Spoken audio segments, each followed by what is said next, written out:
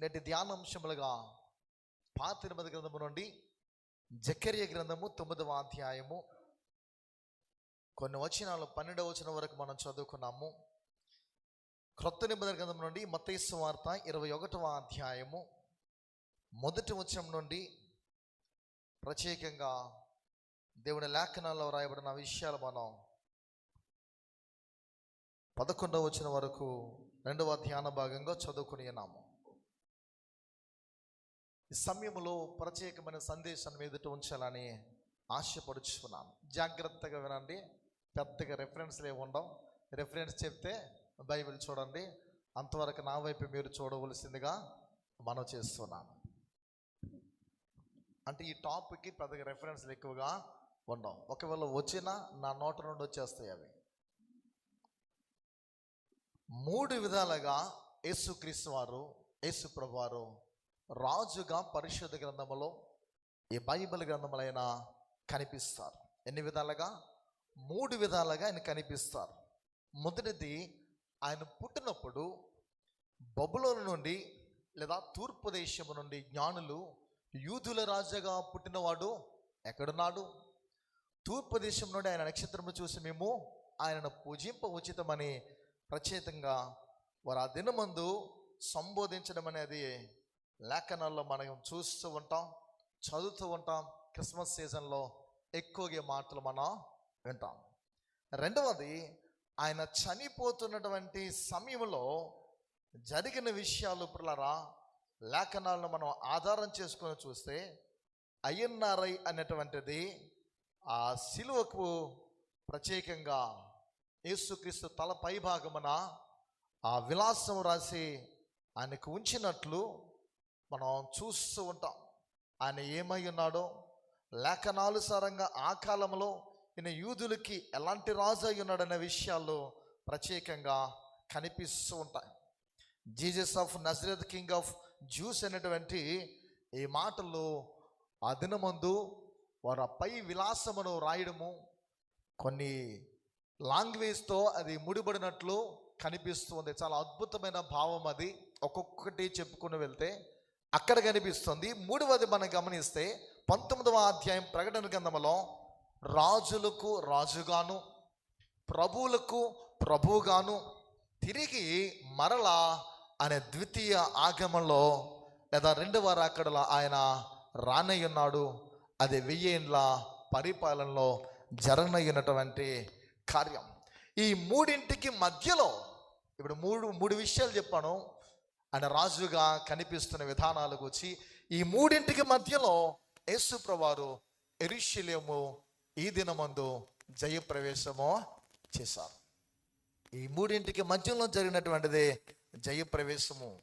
అది ఈ దినం మన పట్టణంలో అలా మనం ఈ రోడ్డు మీద అలా తిరుగుతూ కొన్ని వీధులు మనం నగర సంకీర్తన చేస్తూ క్రీస్తు యొక్క జయమును గూర్చి ప్రస్తావిస్తూ ఆయన నామధేయాన్ని మనం ప్రకటిస్తూ ఈ దినము చర్చిలోకి మనం ప్రవేశించినాం. దేవుని కుమారుడిగా, దావీదు కుమారునిగా ఆ కాలంలో ఆయన యెరూషలేములో ఆయన జయప్రవేశము చేస్తూ ఉన్నప్పుడు ప్రజలు ఆయన గణపరిచారు. ఖర్జూరపు మంటలో పట్టుకొని వారు స్తుతులు చెల్లించినట్లు కనిపిస్తూ ఉంటుంది. హోసన్నా హోసన్నా అంటే, హోసన్న అంటే జయము అనేటువంటి భావము కనిపిస్తుంది. తన్ను తాను దేవుని కుమారునిగా, తన్ను తాను దావీదు యొక్క కుమారునిగా యేసుక్రీస్తు వారు ఈ దినము కనపరుచుకున్నటువంటి దినము ఈ జయప్రవేశ దినము. పిల్లరా, యేసుక్రీస్తు వారికి దాదాపు సుమారు 777 బిరుదులు ఉన్నాయి. ఎన్ని? 777 బిరుదులలో ఇదొక బిరుదు. దావీదు కుమారుడని ఆయన పిలువబడ్డము. పిల్లరా, అందుకే 4 సువార్తికులు కూడా మత్తయి సువార్త చూస్తే ఆయన యూదులకు రాజై ఉన్నాడనే విషయాన్ని గట్టిగా చెప్పినట్లు పరిశుద్ధ గ్రంథము తెలియజేస్తుంది. ఆయనే రాజు, ఆయన మాత్రమే రాజు అయి ఉన్నాడని ఒక రాజును గురించి గంభీరంగా తెలియజేస్తూ ఉంటాడు. మార్కు సువార్త మనం గమనిస్తే రోమీయులను ఉద్దేశిస్తూ, రోమీయులకు ప్రత్యేకంగా ఈయన మరణాన్ని జయించిన జయశాలి అయి ఉన్నాడని, హోసన్నని ఏదైతే చెబుతూ ఉందో ఆ జయమును గురించి ప్రత్యేకంగా ఆయన శ్రమను గూర్చి ఉచ్చరిస్తూ అద్భుతంగా నొక్కి మార్కు సువార్తలో క్రీస్తును గురించి తెలియజేసిన విషయాలు కనిపిస్తున్నాయి. వైద్యుడు లూకా రాసిన సువార్త చూస్తే అతడు ఒక డాక్టర్. అంత మాత్రం కాక అన్యులకు ప్రత్యేకమైనటువంటి ఒక శైలిలో లూకా యేసుక్రీస్తు వారిని గురించి ఆదాము వంశమును ప్రారంభించినటువంటి విషయం మనకు కనిపిస్తుంది. చూడండి, మనకి మత్తయి సువార్తలో మరిని గురించి లేదా వంశముల గురించి మనం చూస్తే యేసుక్రీస్తు జనన విధం ఎట్లానే కానీ కనిపిస్తున్నట్లు లూకా సువార్తలో ఆదాము దగ్గరికి ఆ వంశానికి వచ్చే విధానము అన్యులను ఉద్దేశిస్తూ కనిపిస్తూ ఉంటుంది. పిల్లరా, ఇక యోహాను సువార్తలు చూస్తే దైవత్వాన్ని గురించి, దేవుడు అనేవాడు ఎలా ఉంటాడు, ఈ ప్రభువు ఎలాంటి రాజు, ఈయన ఏమై ఉన్నాడనే విషయాన్ని అద్భుతంగా ఈ సువార్తుడు తెలియజేస్తాడు. ఎందుకనంటే నలుగురు సువార్తికులు ఈ 4 సువార్తల్లో కూడా యేసుక్రీస్తు యొక్క యెరూషలేము జయ ప్రవేశంలో వచ్చి అద్భుతంగా వారు తెలియజేస్తారు. ఇది చాలా ఈజీగా జరిగిపోయే కార్యమో కాదా, లేదా జయప్రవేశం ఆరాధనలో ర్యాలీ చేసి వచ్చేసి ఆనందంగా ఉన్నాము అని ఒక మాట సరిపెట్టుకునేది ఇది కాదు. చాలా ప్రత్యేకమైనటువంటి దినము జయప్రవేశం. చాలా అద్భుతమైనటువంటి ప్రవచనం ఒకే వ్యక్తి కనిపిస్తాడు, అదే జకరియా తెలియజేస్తూ ఉంటాడు. బంధకములో పడియుండి వారులారా అంటారు. దానికి ముందు వచనంలో మనం చూస్తే సియోను నివాసులారా బహుగా సంతోషించడానికి ప్రారంభిస్తూ ఆయన ఎలా రానయ్యున్నాడో, ఈ రాజు, ఈ నీతి భాస్కరుడు, ఈ సమాధానకరుడు ఎలా రాబోతూ ఉన్నాడనే విషయాలు ఎప్పుడో ప్రవచన రూపాల్లో పిల్లలు మనకి కనిపిస్తున్నాయి. ఆయన గాడిద పిల్ల మీద కూర్చొని యెరూషలేము ఈ దినమందో వెళ్ళారు. యూదులు బహిరంగంగా చెప్పారు పిల్లలు ఆయనకి. ఆ దినం మనం చూస్తే యూదులకు బహిరంగంగానే చెబుతున్నాడు, మీ అందరికీ రాజును నేనే అని ఆయన తనను తాను కనపరుచుకుంటున్నాడు. ఈ 4 సువార్తలు ఈ రాజును గురించి, ఈ జయప్రవేశను గురించి ఎలా మాట్లాడేది లేదా అద్భుతంగా ఎలా మనం చదవాలని ఆ దినముందు దేవుడు పరిశుద్ధాత్మ ఆవేశం చేత వారితో రాయించినాడో, ఆ దినముందు యేసుప్రభువు వారు మీ అందరికీ రాజును నేనే అని తనను తాను కనపరుచుకునే దినం. మీరు చూడండి, సువార్తలు మీరు చదివితే తనకు జరిగిన కార్యము ఏ వ్యక్తితో కూడా నన్ను గూర్చి నీవు చెప్పొద్దని ప్రభువు వారు అంటారు. కొన్ని సందర్భాల్లో ఆయన తప్పించుకొని దాటి వెళ్ళిపోయిన దినాలు కనిపిస్తాయి. ఈయన దేవుడు కదా, దైవనందుడు కదా, ఈయన తప్పించుకోవడం ఏంటి, ఈయన చెప్పొద్దని చెప్పడం ఏంటి అనే ప్రశ్నల్లో మనలో రాకపోవు. కానీ ఇది ఆయన బహిరంగంగా తనను గూర్చి తాను కనపరుచుకునే అద్భుతమైనటువంటి దేవుని యొక్క ప్రణాళికలో ఏర్పాటు చేయబడిన దినము యెరూషలేములో జరిగిన ఈ జయ ప్రవేశం అనేది మనం గమనించాలి. ఎలా? నేనే మెస్సయ్యను, నేనే అభిషక్తుడును, నేనే క్రీస్తును అని యేసుక్రీస్తు వారు చెప్పుకునే దినము, ప్రకటించిన దినము, తెలియజేసిన దినము పిల్లరా.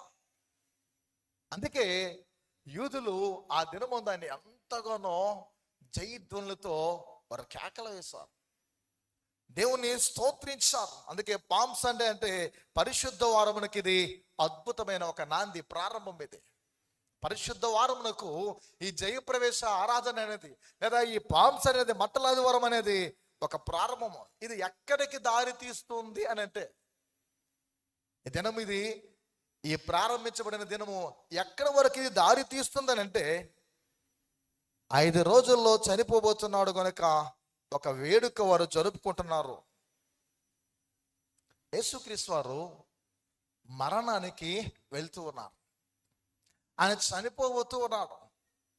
చూడండి, మనం ఎవరికైనా ఎప్పుడు సెలబ్రేషన్ చేస్తాం, ఎవరికి వేడుక ఎప్పుడు చేస్తాం, ఎవరికైనా ఇంట్లో జన్మదినం అంటే బర్త్డేస్ వచ్చేటప్పుడు కానీ లేదా వెడ్డింగ్ యానివర్సరీ వచ్చినప్పుడు కానీ, అంటే శుభకరమైన పరిణామంతో ముడిపడినది ఏదైనా ఉంటే, సంతోషకరమైన దినాలు ఏమైనా వస్తే ఏం చేస్తాం, మనం అందరం కలిసి ఆనందిస్తాం. ఈయన గురించి మనము ఆలోచన చేస్తే పిల్లరా, ప్రపంచంలో ఎవరైనా మరణాన్ని గురించి వేడుక చేసుకునే వారు ఉన్నారంటే ఎవరో లేరు. ఆయన చనిపోబోతున్నాడని తెలిసి పిల్లరా వేడుకగా జరుపుకుంటున్నారు. అక్కడ ప్రజలందరూ జయధ్వనులతో ఖర్జూరపు మట్టలు పట్టుకొని ఆయనని దేవుని కుమారునికి జయమని, దావీదు కుమారునికి జయమని, సర్వోన్నతమైన స్థలములో దేవునికి మహిమని ఒక లోకసువార్తలో ఒక మాట రాయబడుతుంది. అద్భుతమైన మాట, చాలా మందికి అది తెలియదు. పరలోకములో సమాధానం అంటాడు. పరలోకములో సమాధానం అంటూ వారు కీర్తిస్తూ గాన ప్రతిగానాలతో ఆ దినమందు ముందుకు వెళ్ళారు. సిలువ రాణి మీద మరణానికి పునరుత్థానానికి అద్భుతమైన ప్రారంభము జయప్రవేశం. సిలువ మరణానికి అందుకే జయప్రవేశం జరిగితేనే ఆ రెండో జరుగుతాయి. అందుకే జయప్రవేశము చాలా కీలకమైనటువంటిది. అన్నీ యెరూషలేములోనే జరగాలి, యెరూషలేములోనే జరగాలి. జయప్రవేశం అక్కడే జరగాలి. అలానే యెరూషలేములోనే ఆయన చనిపోవాలి, యెరూషలేములోనే ఆయన పునరుత్థానం అవ్వాలి. ఇవన్నీ జరగాలంటే యెరూషలేములోనికి ఆయన రాజుగా, క్రీస్తుగా, అభిషక్తుడిగా రావాలి. ఆయన ఈ దినమందు రావడం జరిగింది. పండుగలు చేసుకోమని దేవుడు ఎక్కడా చెప్పలేదు బైబిల్ గ్రంథంలో. ఈ వేడుక చేసుకోండి, ఆ వేడుక చేసుకోండి అని మనకు నూతన నిబంధనలు ఎక్కడ కూడా చెప్పలేదు. బట్ ఏంటంటే ఆయన యెరూషలేములో జయప్రవేశము చేస్తున్నారు కనుక, అద్భుతంగా నీ కొరకు నా కొరకు మరణము కొరకు ముందడుగానే వేస్తున్నారు కనుక ఎరిగి దీనిని మనము జ్ఞాపకం చేసుకుంటూ ఒక్కసారి లోకమంతటికి మనం ఏం చేయాలి? క్రీస్తు ప్రభువును గూర్చి, ఆయన జయమును గూర్చి, ఆయన జయశాలి ఉన్నాడని, ఆయన మరణము గెలిచిన వాడని, ఆయన గొప్ప సమాధానకరుడని మనం చెప్పవలసినటువంటి విధి, బాధ్యత, కర్తవ్యం మనపై ఉంది కనుక మనం దీన్ని జ్ఞాపకం చేసుకుంటూ గొప్ప సెలబ్రేషన్గా చేసుకోవాలి, గొప్ప వేడుకగా మనం దీన్ని చేసుకోవాలి. ప్రియ దేవుని సంగమ, అంటే ఏదైనా ఆయన జ్ఞాపకం చేసుకున్నామంటే ఆయన తప్పకుండా ఆరాధించే వారమే మనం ఉండాలి. ఆ జ్ఞాపకంలో ఆయన మనం స్మరిస్తున్న సమయంలో ఆయన్ని ఆరాధించాలి, కానీ మనల్ని మనం ఆరాధించుకునే వారిగా ఉండకూడదు. ఎవరిని ఆరాధించాలి? ఘనత ఆయనకి, మహిమ ఆయనకి, కీర్తి ప్రతిష్టల సమస్తము ఆయనకే చెందినట్లు మనం ఆయన్నే ఘనపరిచే వారిగా ఉండాలి. పామ్ సండే లోపలరా ఈ మట్టల ఆదివారంలో ఏవి ఎక్కువ కనిపిస్తాయి? మట్టలే. ఏం కనిపిస్తాయి? చూడండి, దగ్గర కట్టారు. ఇంతవరకు మనందరి చేత పట్టుకొని తిరిగాం. ఎక్కువ ఏమి కనిపిస్తాయి అంటే మట్టలే. ఈత చెట్టు, ముందు ఖర్జూరపు చెట్టు, ఖర్జూరపు చెట్టు నుండి ఆ సైన్స్ గ్రూప్ చదివే వాళ్ళందరికీ, బైపీసీ స్టూడెంట్స్ అందరికీ తెలుసు, తాడి చెట్టు చూడండి, అది మొలిచేటప్పుడు ఈ అస్తం ఉంది కదా, ఈ 5 వేళ్ళ కదా మొలుస్తుంది. అంటే ఇదంతా ఒకే జాతికి చెందినది. అందుకే క్యాథలిక్స్ ఏం చేస్తారంటే, రోమన్ క్యాథలిక్ మిషన్ వాళ్ళు కొబ్బరి చెట్టుకు ఉంటాయి కదా ఆ రెమ్మలు, ఆ కొమ్మల తాలూకు ఒక్కొక్కటి తీసి వాళ్ళు పట్టుకుంటారు. మనం ఈత కొమ్మలు పట్టుకున్నట్లు వారు ఖర్జూరపు కొమ్మలు పట్టుకున్నారు. ఒక్కొక్కరు ఇదే జాతికి చెందినటువంటి కొన్ని చెట్ల యొక్క కొమ్మలు పట్టుకున్న వారు తిరుగుతూ ఉంటారు. ఈ మట్టల్లో చాలా కనిపిస్తూ ఉన్నాయి పిల్లరా. ఈ మట్టలు కనిపిస్తాయి, కొమ్మలు కనిపిస్తాయి. ఎందుకంటే ప్రభువుని హానర్ చేయడం, ఆయన్ని ఘనపరచడం, ఘనత ఆయనకి చెందాలని పిల్లరా మనం ముందుకు వెళ్ళడం. ఎందుకంటే దేవుని యొక్క లేఖనాల్లో అద్భుతంగా 4 సువార్తలు కనిపిస్తాయి. దీన్ని మనం మర్చిపోకూడదు ప్రియ దేవుని సంగమ. ఓల్డ్ టెస్టమెంట్ లో, పాత నిబంధన గ్రంథంలో రాయబడి ఉన్న ప్రకారంగా తప్పకుండా 3 ఉండి తీరాలి. దేవుని మనం ఏదైనా ఆరాధించి చేస్తున్నామని అంటే తప్పకుండా తోచ లేఖనాలు ఆధారం చేసుకుని మనం మాట్లాడుకుంటే 3 ఉండి తీరాలి పిల్లరా. ఈ సెలబ్రేషన్లో, ఈ పండుగలు ఏంటంటే మొదటిది కీర్తనలు. ఏంటయ్యి? కీర్తనలు. పాటలు వేరు, కీర్తనలు వేరు. మీకు తెలుసో లేదో, పాటలు వేరు, కీర్తనలు వేరు, చాలా తేడా. అందుకే ఆంధ్ర క్రైస్తవ కీర్తనలు రాయబడతాయి. కొన్ని మన పదాలు ఒకేలా కనిపిస్తాయి, సమాధానం, శాంతి అనేది ఒకేలా కనిపిస్తాయి. అంటే మత్స్సుకి దృష్టాంతంగా మాట్లాడుతున్నాను. ఇక్కడ మనం గమనించేది కీర్తనలు అనేవి బాలుల యొక్కయు, చంటి పిల్లల యొక్కయు అని లేఖనాల్లో రాయబడినట్లు ఆయన స్తుతుల మధ్య దుర్గమును స్థాపించినవాడు. మన సెలబ్రేషన్లో, ఈ వేడుకలో, ఈ అద్భుతమైన పండుగలో ఏ ఉండాలో? మొదటిగా ప్రధానంగా కీర్తనలు ఉండాలి. రెండవదిగా గమనించిన ఈ పండుగలో స్క్రిప్చర్స్ ఉండాలి. మొదటిది పిల్లరా కీర్తనలు అనేవి కనిపించాలి. రెండవది లేఖనాలు అనేవి ఉండాలి. లేఖనాల గురించి మనకు పరిశుద్ధ గ్రంథంలో కనిపిస్తే పిల్లరా మనం గమనించని ఎలా. అందుకే లేఖనాలు నెరవేరినట్లు జయప్రవేశంలో కనిపిస్తాయి. వారు ఆ దినమందు కీర్తించారు, వారు ఘనపరిచారు, వారు స్తోత్రించారు. జకర్యా రాసినటువంటి ఆ యొక్క ప్రవచనం అనేది నెరవేర్చబడింది. పిల్లరా 9:9 వ్రాయబడి ఉన్నటువంటి మాటలు మనం గమనించని ఎలా. ఒకే ప్రవక్త, సియోను నివాసులారా బహుగా సంతోషించడి, యెరూషలేము నివాసులారా చాలమ్మా ఉల్లాసముగా ఉండుడి. తర్వాత మనందరికీ తెలుసు స్క్రిప్చర్స్ అనేవి, లేఖనాలు అనేవి నెరవేరుతూ ఉన్నాం. ఒకే ఒక్క ప్రవక్త పిల్లరా క్రీస్తు యొక్క జయప్రవేశం గురించి నీ ప్రభువు ఎలా రానయ్యున్నాడనే మాటలు అక్కడ తెలియజేస్తున్నాడు. నీ రాజు ఈ ప్రభు ఏ రీతిగా వస్తూ ఉన్నాడు. అశ్వం మీద రావట్లేదైనా గాడిద పిల్ల మీద ఆయన కూర్చుండి ఏ రీతిగా వస్తున్నాడో ముందుగానే లేఖనాలు కనిపిస్తున్నాయి. అందుకే మట్టలు పట్టుకొని మనం ఊరేగింపులో నగర సంకేతంలో పిల్లరా మనం పాలు పంపులు పొందుతూ ఉంటాం. జీవము లేనటువంటి వాటిని కాదు పిల్లరా, మన జీవితంలో గమనించిన ఎలా సజీవుడైనటువంటి ఆయన మనం ఊరేగిస్తున్నా మనం మర్చిపోకూడదు. ఇప్పుడు మట్టలకే జీవం ఉండదు, ఇవి నరికి వేయబడ్డాయి, తెగ్గొట్టబడ్డాయి కనుక ఇవి పట్టుకొని అన్ని మనం ఆర్భటిస్తూ ఘనపరుస్తూ స్తోత్రిస్తూ వెళ్తూ ఉన్నాం. మనం ఎవరిని మనం ఊరేగిస్తూ మనం ర్యాలీలో ముందుకు వెళ్తున్నామంటే ఎవరిని? యేసుక్రీస్తుని సజీవుడైనటువంటి ఆయనను మనం ఏం చేస్తున్నామంటే చూపిస్తున్నాం, ఆయన కనపరుస్తున్నాం, ఆయన మనతో కూడా తీసుకుని వెళ్తున్నాం. చూడండి, చాలా మంది నిర్జీవమైనటువంటి వాటిని పట్టుకొని ఊరేగింపులో తీసుకుని వెళ్తూ ఉంటారు. మనము జీవము గల ప్రభువుని ఏం చేస్తున్నాం? ఘనపరుస్తూ తీసుకుని వెళ్తున్నాం. మోషే సినాయి పర్వతం మీద ఉన్నప్పుడు 40 రాత్రులు 40 పగలు ఉన్న తర్వాత ఈ ప్రజలు తాళలేక తట్టుకోలేక జాప్యమైందని ఆలస్యమైందని, మనకు దేవుడు లేడు, నడిపించే నాదుడు లేదు అని వారు ఏం చేశారు? ఒక దూడను చేసుకున్నారు. ఇదే మన దేవుడు, ఇదే మన దేవత. నిర్జీవము కలిగినటువంటి దేవుడు మన ప్రభువు కాదు. ఈ జీవము గల దేవుని మనతో పాటు ఈ ర్యాలీలో ఈ ఊరేగింపులు మనం తీసుకుని వెళ్తున్నామని మర్చిపోకూడదు. పిల్లల ప్రభువును మనం కనపరుస్తున్నాం అంటే ఎందుకంటే ఆయన నిస్వార్థమైన ప్రేమ కలిగిన వాడు, స్వార్థములైనటువంటి వ్యక్తి. నిస్వార్థమైన ప్రేమతో యెరూషలేములో ఆయన ఈ దినం ప్రవేశించాడు. నిస్వార్థమైన ప్రేమతో యెరూషలేములో జయప్రవేశం చేశారు. అంటే బదులు ఆశించని ప్రేమతో యెరూషలేముకు ఈ దినం ఆయన ఎంటర్ అయ్యాడు. పిల్లలు గమనించిన మనము కూడా ఇతరులను, మన చుట్టుప్రక్కల ఉన్న వారిని, మనలాంటి మనుషులు ఏం చేయాలంటే నిస్వార్థమైన ప్రేమను, బదులు ఆశించిన ప్రేమను మనం ఏం చేయాలి? చూపించేవారిగా మనం ఉండాలి. యేసుక్రీస్తు వారు జయప్రవేశములో తన్ను తాను రాజుగా రక్షకునిగా కనపరుచుకున్నాడు. తన్ను తాను ఏం చేశాడు? రాజుగా రక్షకునిగా కనపరుచుకునే విధంగా కనిపిస్తుంది. సర్వ మానవాళి రక్షణార్థమై సిలువ మ్రాను మీద చనిపోయి తిరిగి లేవడానికి పిల్లరా మొదట ఆయన చేసిన కార్యం ఏంటంటే ఫస్ట్ స్టెప్, మొదటి అడుగే ఈ జయప్రవేశం. సిలువ మ్రాను మీద చనిపోయి ఆ మరణము ధ్వంసము చేసి తిరిగి పునరుత్థానుడు అవ్వడానికి ఆయన చేసిన మొదటి పని ఏంటంటే మొదటి అడుగే జయప్రవేశం.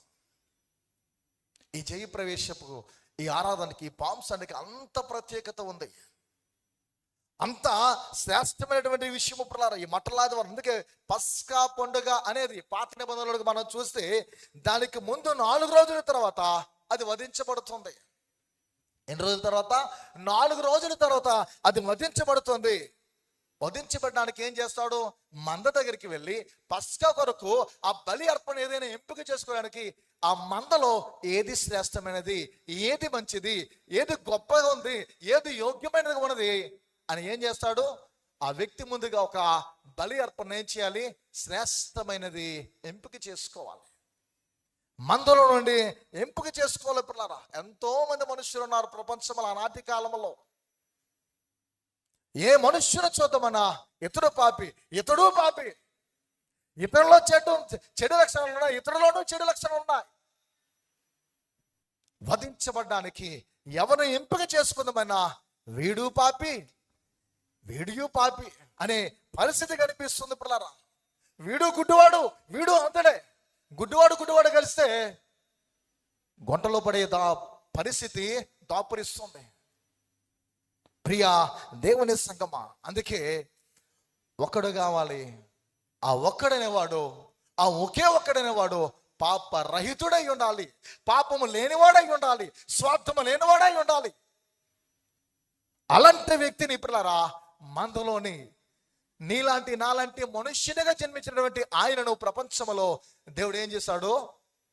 పిలుచుకున్నాడు, ఆయన ఏర్పరచుకున్నాడు. పిల్లరా గమనించాలి, ఈ విషయాన్ని మనం తెలుసుకోవాలి. ఆయన పిలిచిన ఒక్కడే పురుషుని ప్రమేయం లేకుండా కన్య గర్భం ఆయన పుట్టి ఉన్నాడు. 10th డే అనేది పిల్లరా గమనించిన ఇలా ఈజ్ చాలా ప్రత్యేకమైన విధిలో మనం చెప్పుకోవాలంటే సెలెక్టింగ్ డే, ఎంపిక చేసుకున్నటువంటి దినము.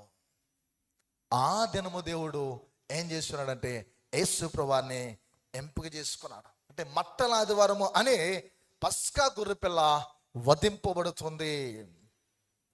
అందుకే హెబ్రీ క్యాలెండర్ గురించి మనం చూసిన ఎలా అబీబు నీసాను నెల గురించి మనకి రాయబడుతూ ఉంటుంది. ఆ 14 గురించి లేఖనాల్లో కనిపిస్తూ ఉన్నాయి. పాత నిబంధన గ్రంథంలో మనం చూస్తే గమనించాలి పిల్లరా, మన చావు వలన ఎవరికి ఉపయోగం లేదు. మనుషుల చావు వలన ఎవరికి ఉపయోగం అన్నదే కనిపించదు. పస్కా పండుగకు ముందు 10వ రోజున యేసు ప్రభుని ఏం చేయాలంటే ఎంపిక చేసుకోవాలి. యేసు ప్రభువును మాత్రమే ఎన్నుకొని తీసుకోవాలి. ఆయన పరిశుద్ధుడు కనుక ఆయన ఎన్నుకొనబడ్డాడు. అది దేవుని ప్రణాళిక అయినది కనుకనే కన్యమరి గర్భంలో ఆయన పుట్టిన పౌలు అంటాడుగా, క్రీస్తనే మన పస్కా అని అంటాడు. క్రీస్తనే మన పస్కా అని యేసుక్రీస్తు అని గురించి క్రైస్ట్ అనే ఆ మాటను మనం గమనించనేలా ఆయన గురించి ఆయనే మన లేఖనానుసారంగా మనం ఆలోచన చేసే పిల్లరా క్రైస్ట్ అవర్ పాస్ అవర్ అనే మాట కనిపిస్తూ ఉంటుంది.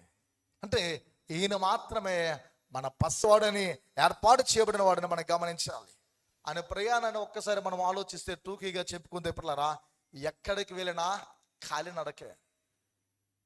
ఆయన ఏ ప్రాంతం వెళ్ళినా కాళ్ళ నడకతోనే వెళ్ళాడు. నడిచే ఆయన ముందుకు వెళ్ళాడు, నడుస్తూనే ముందుకు సాగుతూ ఉండేవాడు. గలిలయ ప్రాంతం వెళ్తే దోణి ఎక్కి ఆ పడవ ఎక్కి ఏం చేసేవాడు? ఆయన చుడిప్రక్కలు తిరుగుతూ ఉండేవాడు ఆ దోణిలో. ఇప్పుడైతే పిల్లరా ఇదే మొదటిసారి మరియు ఇదే చివరిసారి ఒక గాడిద పిల్లనైనా ఎక్కుతున్నాడు. నేను ముగింపుకు వస్తున్నాను, కొన్ని విషయాలు చెప్పి జాగ్రత్తగా వినండి. ఇదే ప్రథమం మొదటిసారి గాడిద పిల్లని ఎక్కడం, కానీ ఇదే చివరిసారి అనేది కూడా మనం గమనించాలి. తగ్గించుకున్నాడు, ఆర్భాటము లేదు, హంగులు లేవు పిల్లరా. ఏ విధమైన విషయాలు అక్కడ కనిపించడం లేదు పిల్లరా. ఈ జయప్రవేశం ఎలాంటే హంగులు ఆర్భాటాలు ఆయనలో కనిపించడం లేదు. చాలా సామాన్యుడిగా, దీనుడిగా, ఆయన సాత్వికుడిగా పిల్లలు తగ్గించుకొని వెళ్తూ ఉన్నాడు. గాడిద కేవలము ప్రయాణానికి వాడేది కాదు. లాస్ట్ ఇయర్ నేను గాడిదను కూర్చి ఒక గొర్రె పిల్ల అనేది ప్రతిష్ఠింపబడాలంటే గాడిద ఎలా విమోచింపబడాలనే విషయాలు నిర్గమాకాండను తీసుకొని జయప్రవేశం ముందు నేను చెప్పాను పిల్లరా. ప్రయాణానికే కేవలం వాడే సాధనం కాదు అది. ఆ దినాల్లో అనేకులు వాడేవారు. ఆ కాలంలో అనేకులకు గాడిదలు ఉండే పిల్లరా. గాడిద ఎవరి యుద్ధైనా ఉందనంటే నార్మల్గా ఈ కాలంలో మనం దాన్ని అన్వయించుకునేట్లు మాట్లాడుకోవాలంటే గాడిద ఎవరి దగ్గరైనా ఉందంటే వాడి దగ్గర కారు ఉన్నట్లే. బాబు నీ కారు ఇస్తావా అని అంటే ఎవడని ఇచ్చేస్తాడా? ఎవడెవడు? ఎవరైనా అడిగితే ఇది ప్రభువుకు కావలసి ఉన్నదని చెప్పు. అంటే కొంచెం సంపన్నుల దగ్గర మాత్రమే గాడిదలో ఉండేవి. అందుకే ముందుగా చెప్పిన ప్రయాణ సాధనాలకు వచ్చి ఎక్కడికి సాగి ఆయన ప్రయాణం చేసిన నడకే. ఒక్క గలిలయ ప్రాంతం వెళ్తే ఆ గలిలయ సరస్సు లేదా గలిలయ సముద్రంలో దోణులు ఆయన ప్రయాణం చేస్తూ ఉండేవాడు. ప్రియా దేవుని సంగమా. అందుకే వాస్తవానికి ఈయన గాడిద మీద కూర్చున్న ఆ పరిస్థితిని గురించి కూడా మనం ఒకసారి గమనించాలి. ఇంతకు ముందు ఎప్పుడైనా కూర్చున్నాడా? ఇదే ఫస్ట్ టైమా? గాడిద మీద వరకు ఎప్పుడైనా కూర్చున్నాడా అనేది కూడా మనం ఆలోచన చేయవచ్చు. ఓ దినమందు 2 ఏండ్ల పైబడినటువంటి ప్రాయం కలిగిన పిల్లలందరినీ యేసుక్రీస్తు పుట్టిన తర్వాత యోసేపు మరియను బాలుడిని కలిసి ఐగుప్తు దేశానికి తీసుకుని వెళ్తారు. దేని మీద? గాడిద మీద. గాడిద ఉంది, గాడిద మీద మరి ఉంది, మరి ఒడిలో ఈ బాలుడు ఉన్నాడు. అప్పుడు ఇండైరెక్ట్గా వెళ్ళిపోతూ ఉన్నాడు పిల్లరా. ఎక్కడికి? తలదాచుకోవడానికి ఐగుప్తు దేశానికి వెడలిపోయే ఈ బాలుడిని పిల్లరా దూత ద్వారా చెప్పబడినటువంటి యోసేపును మనం చూస్తాం. ఇండైరెక్ట్గా గాడిద మీద కూర్చొని తల్లితో ఐగుప్తు దేశానికి వెళ్ళినటువంటి యేసుక్రీస్తుని మనం చూస్తాం. ఇప్పుడైతే నేరుగా డైరెక్ట్గా పిల్లరా ఐగుప్తు ప్రాంతానికి అని వెళ్ళట్లేదు, యెరూషలేములోనికి ఆయన వెళ్తున్నటువంటి పరిస్థితి కనిపిస్తుంది పిల్లరా. అంటే యెరూషలేములోకి ఎందుకు వెళ్తున్నాడంటే జయప్రవేశము చేయడానికి గాడిద పిల్ల మీద కూర్చొని ఆయన వెళ్తూ ఉన్నాడు. ఈ యెరూషలేములో చనిపోవడానికి పిల్లరా గమనించిన అప్పటిలో చిన్నప్పుడు తప్పించుకోవడానికి అయితే గాడిద మీద వెళ్తూ ఉన్నాడు తల్లితో కలిసి. ఇప్పుడు ఆయన చనిపోవడానికి ప్రత్యేకంగా కూర్చొని యెరూషలేములో జయప్రవేశం చేయడానికి వెళ్తున్నాడు. ఒకప్పుడు తప్పింపబడ్డానికి వెళ్ళాడు, ఇప్పుడు తనకు తానే ప్రాణం పెట్టడానికి జయప్రవేశం చేయడానికి వెళ్తున్నాడు. ఈ మర్మం నీకు అర్థమయ్యేదో లేదో, ఇదే ప్రభువారు చిరుప్రాయంలో ఉన్నప్పుడు ఆయన తప్పించుకొని ఐగుప్తు దేశానికి వెళ్ళాడు. ఇదే ప్రభువారు 33.5 సంవత్సరాల ప్రాయంలో గాడిద పిల్ల మీద కూర్చొని ఆయన యెరూషలేములోకి జయప్రవేశము చేస్తూ ఉన్నాడు. మొదటి అడుగు వేస్తున్నాడు. దేనికనంటే సిలువ మ్రాను మీద చనిపోవడానికి, రెండవది మరణము ధ్వంసము చేసి తిరిగి లేచి పునరుత్థానుడు అవడానికి ప్రారంభము నాంది ఈ జయప్రవేశముగా మనము ఆరాధించి స్తోత్రిస్తున్నటువంటి ఈ మట్టలాది వరం అనేది చాలా ప్రాముఖ్యం. ధనికులు గాడిదలు ఉండేవి పిల్లరా. ఆ గాడిదలు పిల్లలు ఎవరికైనా కావాల్సి ఎవరు ఇచ్చేవారో కాదు. అందుకే ప్రత్యేకంగా సువార్తలో రాయబడిన మాట, అది ప్రభువుకు కావలసి ఉన్నదని మీరు చెప్పండి. పిల్లరా ఈ విషయాలు మనం గమనించాలి. నేను గాడిద ఎక్కడము ఏంటి అని యేసుక్రీస్తు వారు అనుకోలేదు. నేను దేవుని కుమారుని కదా, నేను దేవుడినై ఉన్నాను కదా, నేను గాడిద పిల్ల ఎక్కడం ఏంటి? సైకిల్ ఎక్కే వాళ్ళు ఉన్నాం మనలో ఎవరమైనా? నామోషిగా ఫీల్ అయ్యే వారు లేకపోలేదు. ఆటోలు ఎక్కడానికి ఇష్టపడిన వాళ్ళు ఎంతోమంది, రిక్షాలు ఎక్కడానికి కూడా ఇష్టపడిన వాళ్ళు ఎంతోమంది సమాజంలో. మన పూర్వ పరిస్థితులు ఎలా ఉన్నా అవి మదించిపోయి మనం ఏం చేస్తాం? నేను సైకిల్ ఎక్కడం ఏంటి, నేను ఆటో ఎక్కడం ఏంటి అనే స్థాయి మంది, అనే స్థితి మంది, అనే అహం మంది. కానీ ఆయన అలా లేడు. దేవుడై ఉన్నవాడు మనుష్యుడిగా వచ్చి గాడిద పిల్ల మీద కూర్చోడానికి తగ్గించుకొని ఇష్టముగా ఇష్టపూర్వకంగా కూర్చొనే స్వభావం గలవాడు, విధేయత కలిగిన వాడు యేసుస్వామి. నీలో ఆ స్వభావం ఉందా? నువ్వు అనుకున్న స్థలంలో రెగ్యులర్గా కూర్చోండి. చర్చనే కాదు, ఎక్కడైనా సరే, ఆఫీసులోనే ఎక్కడైనా సరే, స్కూల్లో చదువుకున్నప్పుడు అవ్వచ్చు, కాలేజీలో అవ్వచ్చు, ఆఫీసులో అవ్వచ్చు, ఆ స్థలం దగ్గర కూర్చో, ఇది నాదే అని ఏం చేస్తాం? తగదెట్టేసుకుంటాం. మన చర్చిలో ఎక్కువ మంది కనిపించట్లేదు, కానీ లేటుగా కొంతమంది వచ్చి, లేటుగా వచ్చేవాళ్ళు మన చర్చిలో అందరూ లేటే, కొద్దిమంది ఉంటాం ఇంటి ఇంటికి వచ్చేవాళ్ళు. లేటుగా వచ్చి ఏం చేస్తారంటే అక్కడ ఫ్యాన్ తిరగకపోతే లెగిసి ఫ్యాన్ వేసి ఏం చేస్తాం? కూర్చుంటారు. ఇలాంటి ఫెసిలిటీస్ పిల్లరా, ఇలాంటి సదుపాయాలు ఆ కాలంలో లేవు. అని ఏం చేశారు? గాడిద పిల్ల మీద కూర్చున్నాం అనేది కనిపిస్తుంది పిల్లరా. ఈ విషయం మనం గమనించాలి. 18వ కీర్తన 10వ వచనం చూస్తే ఆ శ్రేష్టమైనటువంటి మాట కూడా కనిపిస్తుంది. ఈ రిఫరెన్స్ మనం చదవాలి పిల్లరా. 18వ కీర్తన 10వ వచనం, కెరూబుల మీద ఎక్కి ఆయన ఎగిరి వచ్చాను. చాలండి. కెరూబు మీద ఎక్కి ఆయన ఎగురు వచ్చాను. ఆయన కోరుకుంటే గాడిద నాకు అవసరం లేదు అనుకుంటే ఏవైనా రాగలం, కానీ అలా కోరుకోలేదు. కానీ కెరూబు మీద ఎక్కేవాడు ఎలాంటి వాడై ఉండాలి అని బిబిలికల్గా చూస్తే అద్భుతమైన విషయాలు వెలువడుతూ ఉన్నాయి పిల్లరా. కెరూబు మీద ఎక్కేవాడు ఎలా అంటే, ఎవరైనా దాని మీద కూర్చోవాలంటే వారు ఎవరై ఉండాలంటే యా అనే మొదటి అక్షరముతో పిలువబడిన దేవుడు ఎవరైనా ఉన్నారంటే ఆయన మాత్రమే కూర్చోగల యోగ్యుడు. ఆయన తప్ప వేరొకడు ఎవరు కూర్చుని వారు లేరు. అలాంటి ఆ యాన అక్షరముతో మొదటి అక్షరముతో పిలువబడిన దేవుళ్ళు దేవతలు ఎవరు లేరు, ఒక్కరు తప్ప. యెహోవా, యాహ్వే, యావే అనే ఆయన మాత్రమే, రోషము గల దేవుడు మాత్రమే కెరూబుల మీద కూర్చునగలటువంటి సమర్థుడు, గొప్పవాడు పిల్లరా. అందుకే యాహ్వే, ఆషేర్ అని, యావే అని లార్డ్ యెహోవాకు వచ్చి వ్రాయబడుతుంది. మీరు చూడండి, పాత నిబంధనలో యెహోవా యెహోవా యెహోవా అని కనిపిస్తాయి, కానీ కొత్త నిబంధనకు వచ్చేసరికి యెహోవా అని పేరు కనిపిస్తుందా?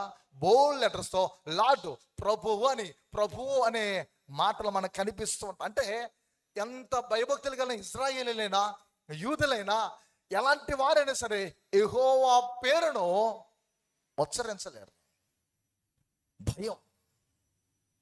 అందుకే కీర్తన ఉంటుంది, భయంకరమైన ఆయన గొప్ప నామం వ్రాయబడుతుంది. ఏ దేవుడికి యాతో పేరు లేదు పిల్లరా, ఈయనగా తప్ప. యేసుక్రీస్తు అలా కోరుకోలేదు.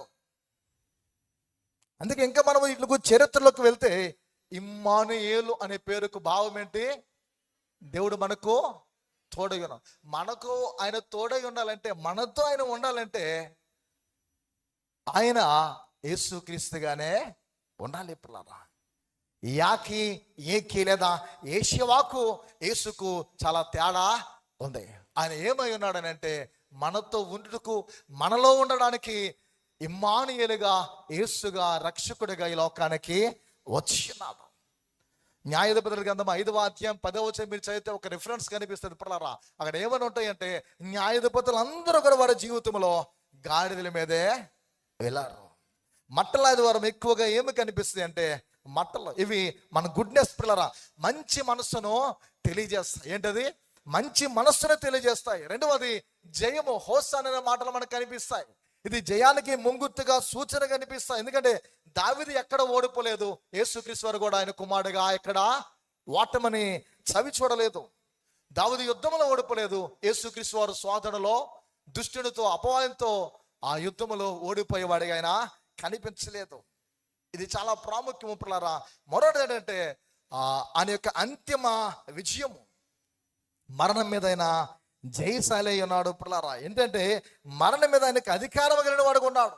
మరణమును జయించిన తర్వాత ఆయనకి ఇచ్చినటువంటి ఆ ఉన్నతమైనటువంటి గొప్ప ఆశీర్వాదం మనం గ్రహించాలి. అది దేవుడు నీకు నాకు మన అందరికీ అనుగ్రహిస్తున్నాడు. మరణాన్ని జయించిన వాడు ప్రపంచంలో ఎవరైనా ఉన్నారంటే ఒక్కడు కూడా లేడు. ఆయనే జయశాలి. అందుకే హోసన్నా హోసన్నా అని వారు ఆ దినమందు ఆయన గురించి స్తుతించారు పిల్లరా. మన జీవితంలో ఈ విషయం మనం గమనించాలి. మనం ఏదైనా జయించే వారిగా ఉంటున్నామా? అబద్ధాలు మనం జయించలేం, స్వార్థాన్ని మనం జయించలేం, మందుని జయించలేం, సిగరెట్లు మనం జయించలేము పిల్లరా. అశ్రద్ధను జయించలేము. అవన్నీ ఎందుకు? అశ్రద్ధను మనం జయించలేము. అశ్రద్ధను మనం జయిస్తే అన్ని విషయాల్లో చర్చలో అద్భుతమైన పిల్లరా చురుకుదనం మనలో ఉండేది. అశ్రద్ధను మనం జయించలేని పరిస్థితిలో ఉన్నాం. యేసుక్రీస్తు వారు జయశాలి ఉన్నారు పిల్లరా.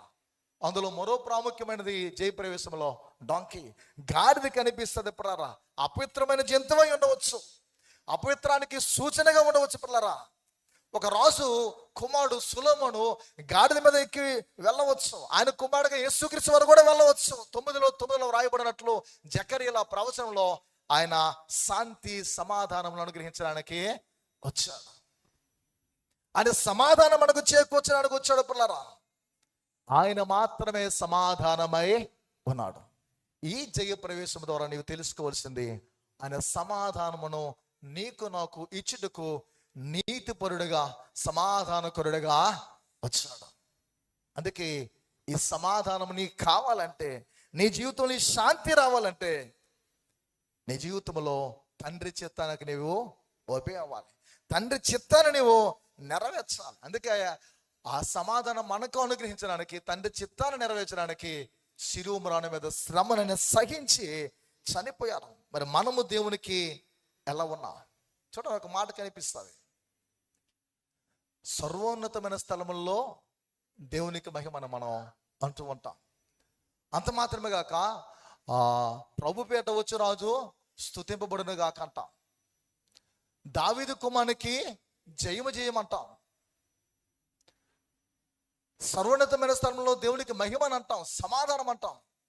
లూకాసు వార్తలో రాయబడిన మాటను మనం చూస్తే అద్భుతమైన ఒక మాట కనిపిస్తుంది. పరలోకములో సమాధానము అనే మాట 19వ అధ్యాయములో ఏ రీతిగా వ్రాయబడింది ఒకసారి ఆ మాట చూద్దాము. ప్రలారా 38వ వచనం బి భాగం, ప్రభుపేట వచ్చిన రాజు స్తుతింపబడును గాక, పరలోకమందు సమాధానమును, చాలండి, సమాధానమును సర్వోన్నతమైన స్థలంలో మహిమయు ఉండును గాక. నీకు సమాధానం కావాలంటే గాడిద మీద కూర్చొని యెరూషలేములో జయప్రవేశం చేసి ఆయనలో మాత్రమే సమాధానము ఉంది. గాడిద మీద కూర్చొని యెరూషలేములోకి జయప్రవేశం చేస్తున్న ఆయనలో మాత్రమే ఈ సమాధానం ఉంది. ఆ సమాధానం కొరకు మనం ప్రయాసపడాలి.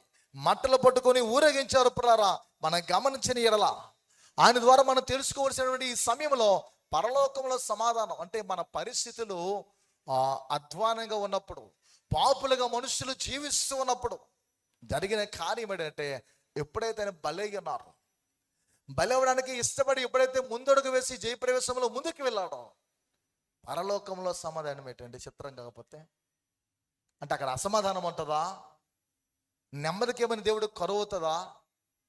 ఇందులో మనం ఆలోచించవలసింది ఏంటంటే, తండ్రి చిత్తాన్ని నెరవేర్చడానికి ముందడుగు వేసి ఎప్పుడైతే యేసుక్రీస్తు వారు ఇష్టపడి వెళ్తున్నారో, తండ్రికి ఉన్నటువంటి ఆ బాధ, ఆ చింత నివృత్తి అయిపోయింది. ఎందుకంటే మనుష్యుల కొరకు సమాధాన అర్థమైన బలిగాని అర్పించబట్టుకు వెళ్ళినప్పుడు మాకు నార్మల్గా వాడుక భాషలో చెప్పుకోవాలంటే మనశ్శాంతిగా అయినా ఉన్నాడు, హ్యాపీగా ఉన్నాడు, సమాధానముగా ఉన్నాడు. పరలోకంలో సమాధానము చేకూర్చబడింది. ఎందుచేతనంటే ఆయన తన తండ్రి చిత్తాన్ని నెరవేర్చడానికి ఈ దినమందు ముందుకు వెళ్ళాడు. పిల్లల, నీవు నేను ఈ రాజును ఎలా స్తుతిస్తున్నాము, హోసన్నా అని అంటే పిల్లరా మనం గమనించిన ఎలా నీవు మా క్రీస్తువు, నీవే మా రాజు అని అంటూ ఉంటున్నాం. ఈ హోసన్నలోనే పిల్లరా సేవనవ్వు అనేటువంటిది కనిపిస్తుంది. మీనింగ్ దాని యొక్క అర్థము పిల్లరా జయం ఉంది మరియు రక్షణ ఉంది. 118వ కీర్తనలో రాయబడతా 26లో పిల్లరా యెహోవా పేట వచ్చేవాడని పాత నిబంధనలో ఉంది, కానీ నూతన నిబంధనలో ప్రభువు పేట అని అంటారు. యెహోవా నామము పాత నిబంధనలో, క్రొత్త నిబంధనలో అది అలా వ్రాయబడదు, ప్రభువు అని కనిపిస్తుంది. పిల్లరా గమనించిన అందుకే ఆయన యొక్క ప్రత్యేకమైన శైలిలో మనం గమనించాలంటే ఈ సమాధానము నీకు నాకు మనందరికీ అనుగ్రహించడానికి ఈ లోకానికి ఆయన వచ్చినాడు. చివరికి ఒక మాట పిల్లరా, ఆయన ఏడ్చినట్లు కనిపిస్తుంది. దినమంతా ఏడ్చాడా లేదా? ఏడ్చాడు. ఎప్పుడెప్పుడు ఏడ్చాడు? బైబిల్లో ఎన్ని పర్యాలు యేసుక్రీస్తు వారు ఏడ్చినట్లు కనిపిస్తుంది? మొత్తం 3 సార్లు. ఎన్నిసార్లు? 3 సార్లు కనిపిస్తుంది. మొదటిది యోహాను 11లో వ్రాయబడుతుంది పిల్లరా, లాజరు చనిపోయినప్పుడు కన్నీళ్లు విడిచిన వ్రాయబడుతుంది. రెండోది మత్తయి, మార్కు, లూకా, యోహాను సువార్తలు 4 చోట్ల వ్రాయబడిన ఈ జయప్రవేశం గురించి మనం ఆలోచిస్తే దాని విషయమైన ఏడ్చినట్లు కనిపిస్తుంది. మనకి ఇక్కడ అవసరమైన మనం చూద్దాం. లాజరు దగ్గర శబ్దము రాకుండా ఆయన కన్నీరు విడిచాడు. లాజరు దగ్గర ఆయన ఏం చేశాడు? శబ్దము రాకుండా కన్నీరు విడిచాడు. కానీ యెరూషలేములో బిగ్గరగా ఏడ్చాడు ఆయన. యెరూషలేములో బిగ్గరగా ఏడ్చాడు. గ్రీకులో దీని గురించి మనం గమనించిన పిల్లరా జీక్రియో క్లయో అనేటువంటి 2 పదాలు కనిపిస్తూ ఉంటాయి వీటిని గురించి. అంటే దాని ద్వారా తెలుసుకోవాల్సింది ఏంటంటే ప్రజలందరూ స్తుతిస్తూ ఆర్పటిస్తూ ఈ కొమ్మలు పట్టుకొని ఖర్జూరపు మట్టలతో వారు స్తుతిస్తూ ఉన్నప్పుడు, జయత్వాలు చేస్తున్నప్పుడు ఈయన బిగ్గరగా ఏడ్చాడు. ఎందుకు ఏడుస్తూ ఉన్నాడంటే ప్రజలందరూ చేస్తున్నది ఆయన చూస్తున్నారు. మీరు నన్ను స్తుతిస్తున్నారు, మీరు నన్ను కీర్తిస్తున్నారు, మీరు నన్ను ఆరాధిస్తున్నారు, మీరు నన్ను రాజు అని కనపరుస్తున్నారు, కానీ ఇవన్నీ మారిపోతాయి. ఇప్పుడు జైత్వంలో చేస్తున్న వారందరూ కూడా మీరు మారిపోతారు. ఈ ప్రాంతస్తులందరూ మారిపోతారు. కొన్ని దినాలకి మీరు ఏమైపోతారంటే వేయము, సిలువ వేయము అనే నినాదాలు వస్తాయి స్తుతులకు బదులు.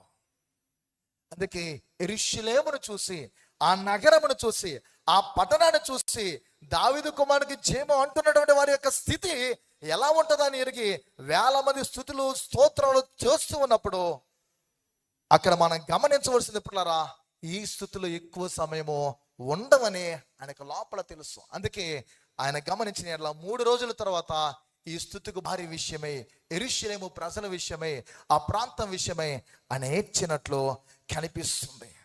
పిల్లరా, మనకి రక్షకుడు చాలా అద్భుతమైన వాడు. ఈ సమాధానకరుడు చాలా శ్రేష్ఠుడు. ఈ సమాధానం మనకు దక్కాలంటే గాడిద పిల్ల మీద కూర్చొని జయప్రవేశం మీద ముందు చేస్తున్న యేసుని నీ హృదయంలోనికి ఆహ్వానిస్తే, నీ కుటుంబంలోనికి ఆహ్వానిస్తే, మనలోకి ఆహ్వానిస్తే శ్రేష్టమైన నిజ జయప్రవేశం నీ బ్రతుకులు ఉంటుంది.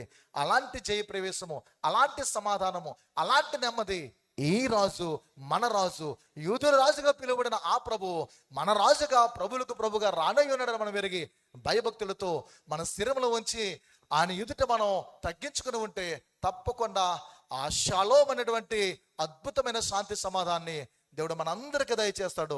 అట్టి సమాధానంతో మనని, మన కుటుంబాన్ని, మన సంఘాన్ని దేవుడు నింపి నడిపించాలని రండి తలలో ఉంచుకుందాం, ప్రార్థిద్దాం. దేవుడి కొద్ది మాటలు దీవించిన గాక. ఆమెను ప్రార్థన చేద్దాం. పిల్లరా, నిజమే దేవా, నువ్వు గొప్పవాడు.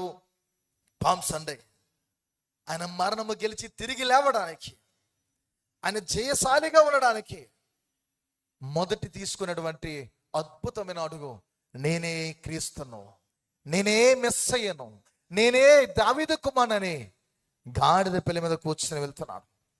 వారు నిన్ను మహిమపరిచారు ప్రభా, మేము నిన్ను మహిమపరుస్తున్నాం, మేము నిన్ను స్తుతిస్తున్నాం. ప్రార్థన చేద్దాం. పరిశుద్ధుడా, ప్రేమ కలిగిన దేవా, నీ స్తోత్రాలు. నీవు మాత్రమే రాజు అయ్యున్నావు, నీవు మాత్రమే ప్రభు అయ్యున్నావని యేసు స్వామి పుట్టుతూ ఉన్నప్పుడు, జన్మిస్తున్నప్పుడు యూదుల రాజుగా పుట్టినవాడు ఎక్కడు ఉండి ఉన్నాడు తూర్పుదేశమున, ఆయన నక్షత్రం మేము పూజింప ఉచితము చూసని జ్ఞానులు అంటున్నారు. తండ్రి ప్రభా, నువ్వు యూదులకు రాజు అయి ఉన్నావని సిలువ వేయబడినప్పుడు వారు పై విలాసము తగిలించినారు. ప్రభువులకు ప్రభుగా, రాజుకు రాజుగా నీ కుమారుడు యేసుస్వామి రానయ్యున్నాడని దర్శన గ్రంథంలో, ప్రకటన గ్రంథంలో తెలియజేస్తున్నారు. వీటి మధ్యన దేవా, జయప్రవేశం నీవు ఒక రాజుగా, క్రీస్తుగా, అభిషక్తుడిగా యెరూషలేములో చేస్తూ సమాధానాన్ని అనుగ్రహించావు ప్రజలకి, అన్యులకి, మానవాళ్ళందరికీ. దేవా, ఏ సమాధానం మాకు, మా బిడ్డలకు, మా కుటుంబాలకి మీరు కలుగు చేయండి. మేము నిరంతరము దేవుని నిన్ను మహిమపరిచేవారిగా, నిన్ను కనపరిచేవారిగా, నీవు మాత్రమే దేవా స్తుతింపబడిన వారిగా మాలో, మా హృదయంలో, మా జీవితంలో ఉండినట్లు దేవా, మాకు కావలసిన అలాంటి శ్రేష్టమైన మనస్సును, తగ్గింపు స్వభావం కలుగ చేసి నీవు మాత్రమే దేవా నిరంతరము జీవిస్తున్నవాడు అని మేము ఎరిగిదేవా, మా జీవితకాలం మధ్య నిన్ను స్తుతిస్తూ మహిమపరిచే ధన్యతను మా ఎల్లరికీ కలుగ చేసి నీ శాంతిని ప్రసాదించమని మృత్యుంజయుడును జయశాలయుండి మా హృదయంలో జయప్రవేశం చేస్తున్న యేసు నామములో ఈ ప్రార్థన వేడుచున్నాను తండ్రి. ఆమేన్.